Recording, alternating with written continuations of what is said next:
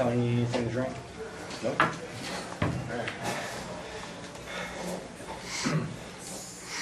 All right, just first question right here in the front for you, Kellen. Kellen, just compare this one to the last time you won this thing in your mind and the experience for you.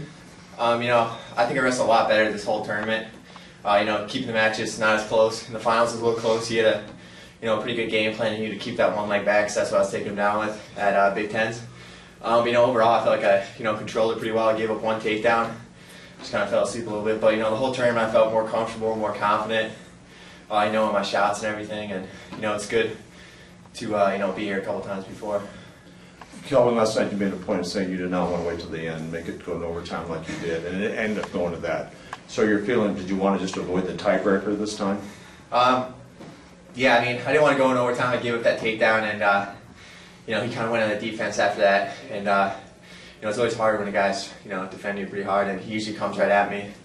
So we kind of changed the game plan around a little bit, but in overtime, I definitely didn't want to go in the tiebreaker again. I knew I could take him down. I just needed to, get it done and get my offense going. Would you talk about your attempt to ride them for that minute where you were just a second short, and did it just disappoint you when you looked over and you saw the 59? Nah, it did disappoint me. I didn't do what I had to do on top. I didn't want to win on riding time. I wanted to get that takedown. I wanted to score those points. So, it was kind of a bummer I had to go in overtime, but, it feels a lot better to win on, getting that takedown rather than riding time. Kellen, could you talk a little bit about Montel Marion? Obviously, he took you to overtime in the biggest match of the year, and the second time he's just missed out here.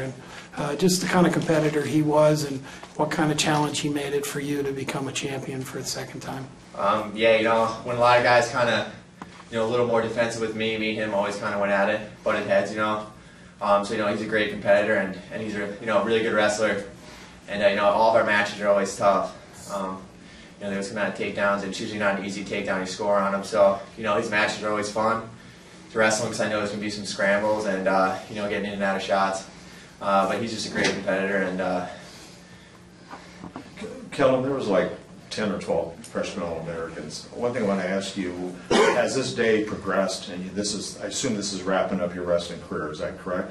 No, I'll still be wrestling. Freestyle. Yep. Okay, but in looking back at your college career, did it make you think back when your first year doing this, and because I remember you were like a first two-year freshman and you were sort of a sensation. What were your feelings looking back to that year? You mean like if I was happy I wrestled as a freshman? And that type of thing, and just those feelings. How young did you feel back then? I came out right away my freshman year and had some success. So I never really felt like I was younger than those guys or that I didn't deserve to be out there. I always felt like I deserved to be out there. I think my freshman year here was a big learning experience for me, and it's great to see the freshman All-American. And I didn't All-American. I'm not upset about it because it's just one little thing that didn't go great in my college career, and overall I have to be happy with it. Right there on the left. Kellen, the two cautions, how much did they occupy your mind during a match? The first one I kind of blew off right away. The second one, thought of that for a split second. I wasn't really sure if I jumped out. We were both kind of jumping on the whistle, both on top and bottom.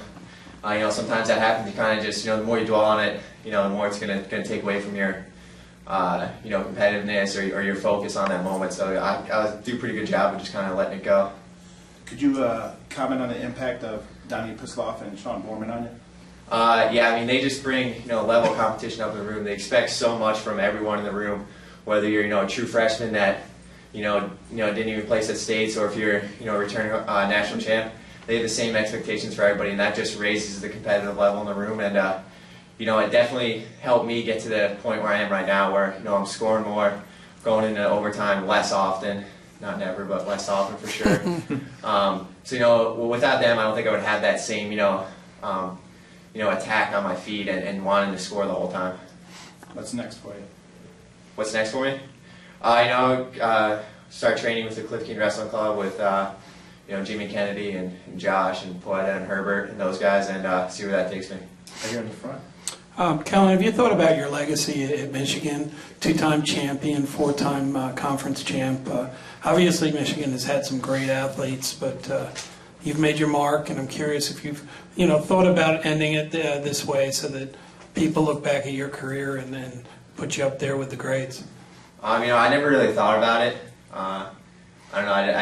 I don't think about it too much. I see guys like Mark Charles Sr. is in the room all the time. He comes in once in a while, and to me, he's kind of like a hero. 3-time national champ, and he's just a great guy. And so for me, I don't really look at myself that way. I'm really thankful for the people who got me to Michigan and the guys who came before me.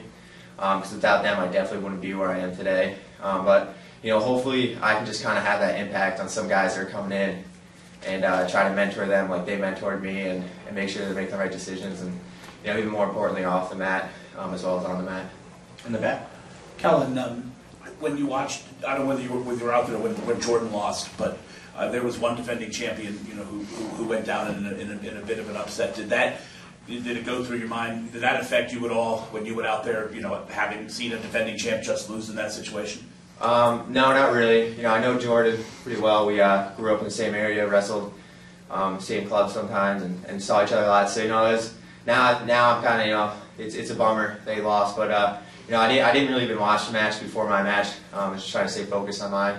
Obviously I knew that Stever won, but I didn't really let it affect me too much.